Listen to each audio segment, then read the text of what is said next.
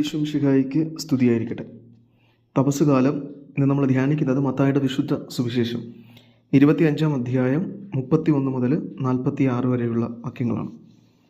ഇന്നത്തെ സുവിശേഷത്തിൽ അവസാനത്തെ വിധിയെക്കുറിച്ചാണ് യേശുനാഥൻ നമ്മളോട് സംസാരിക്കുന്നത്. അതായത് അവിടുന്ന് എല്ലാ ദൂതന്മാരോടും ഒപ്പം മഹത്വത്തിൽ എഴുന്നള്ളുമ്പോൾ എല്ലാ മനുഷ്യരെയും രണ്ടായി വേർതിരിക്കും. കോലാടുകളെ ചെമ്മരിയാടുകളിൽ നിന്ന് വേർതിരിക്കുന്നത് പോലെ നന്മ ചെയ്തവർ വലതു ഭാഗത്തും തിന്മ ചെയ്തവർ ഇടതു ഭാഗത്തും. എന്നിട്ട് അവർ അർഹിക്കുന്ന നന്മയും അനുഗ്രഹങ്ങളും ശിക്ഷയും ആ രണ്ട് കൂട്ടർക്ക് നൽകുമെന്ന് യേശുനാഥൻ പറയുകയാണ്.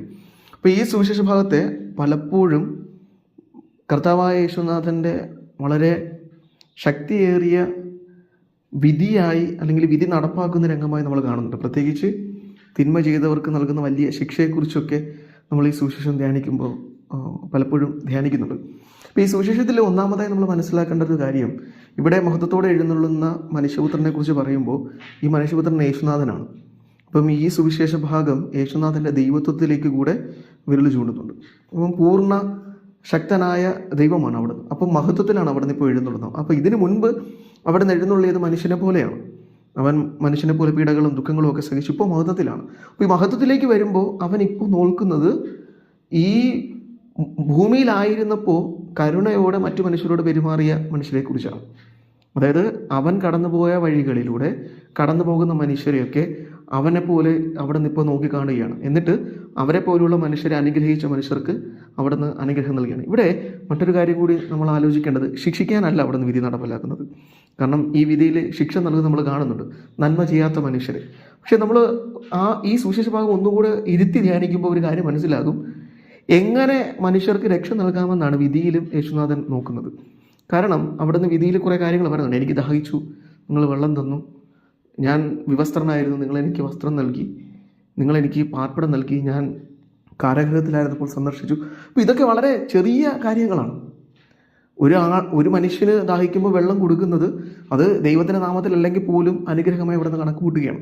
അപ്പോൾ ഏറ്റവും ചെറിയ കാര്യങ്ങളെപ്പോലും അവിടെ നിന്ന് നോക്കിക്കൊണ്ട് മനുഷ്യനെ എങ്ങനെ രക്ഷിക്കാം എന്നാലോചിക്കുന്ന ദൈവമാണ്. അപ്പോൾ ഇവിടെ ശിക്ഷിക്കുന്ന ദൈവത്തെക്കാൾ ഉപരി രക്ഷ നൽകുന്ന ഒരു വിധികർത്താവിനെ നമ്മൾ കാണുന്നു.